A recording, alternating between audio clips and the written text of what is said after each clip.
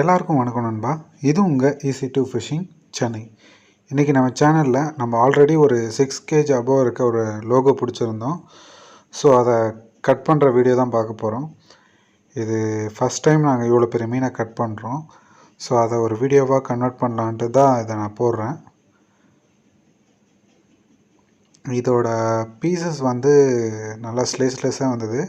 ஒரு சைடு மட்டுமே நல்லா ஸ்லேஸாக பண்ணியிருக்கோம். அதர் பாட்டெல்லாம் கொஞ்சம் ரிமூவ் பண்ணுறதெல்லாம் ரொம்ப அதிகமாக இருக்குது. அது வயிற்றில் அவ்வளோ இருந்தது. ஸோ தலையை கட் பண்ணியிருக்கோம். ஸோ வீடியோ ஃபுல்லாக பாருங்கள், ஃபுல்லாக கட் பண்ணதை.